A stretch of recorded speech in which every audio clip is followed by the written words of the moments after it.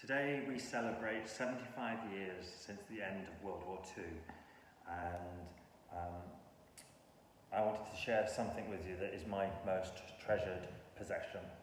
Although it doesn't really fully belong to me, it belongs to my family as a whole, but my granddad, who is sadly no longer with us, asked me to look after it, and I consider it my job and my duty to share his memory and share his achievements in the role he played in bringing peace to this world.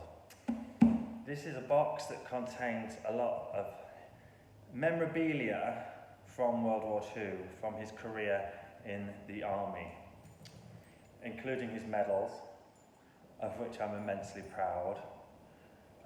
5 medals there. I need to know which is which. I never know which is which, and I should. So that's his medals.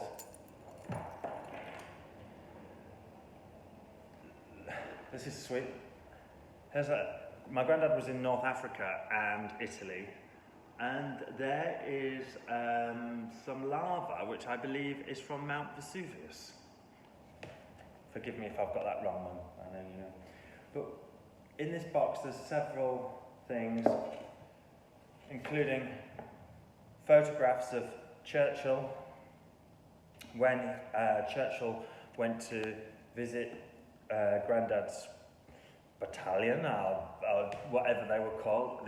Grandad was in the 8th Army, and Churchill went, and there's some photographs there. Also a photograph of my granddad in a football team. There he is. I wish I had inherited his talent for sport. The Soldier's Service Paybook. There's lots of things, but there's 2 things that I particularly want to share with you and read. One is his reference from his commanding officer upon leaving the army once war was over, and it makes me really proud, so I want to just read this aloud.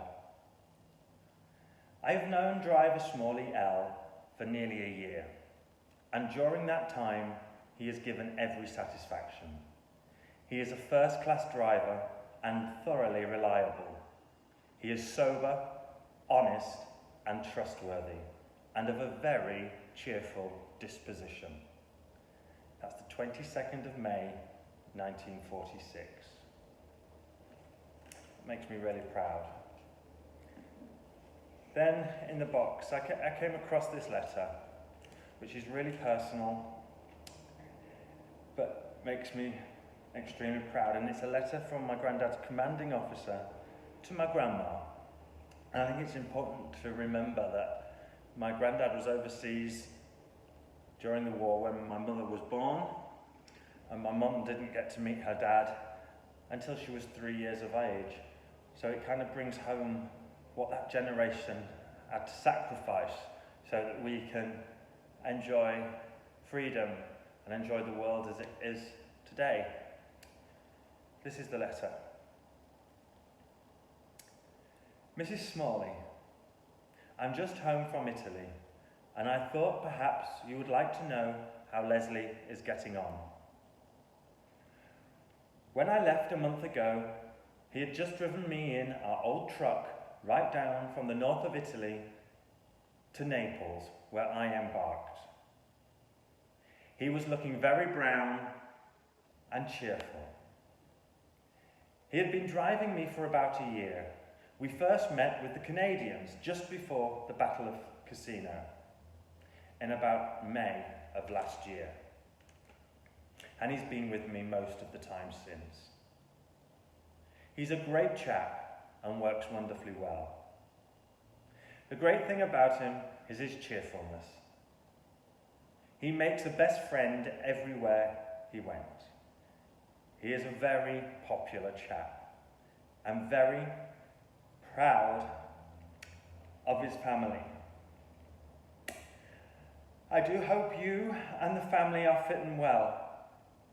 He showed me the photographs, and I must say, he's a damn lucky chap.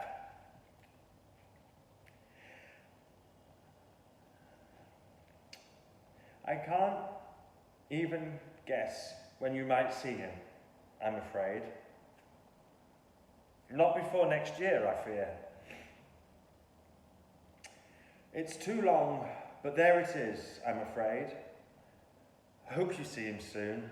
Yours sincerely.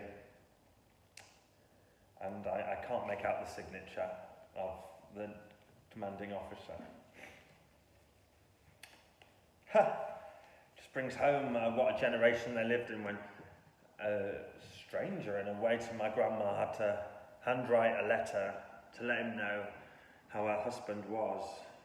Gosh, what a way we've come with social media and Facebook. But it's the wonders of social media that I'm able to share these special things. So, Grandad, thank you. And thank you for everything you did.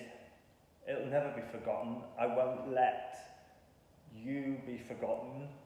And what your comrades did for us, standing side by side, people from so many different nations, from Pakistan, from India, Burma, Nigeria, so many countries standing united against evil.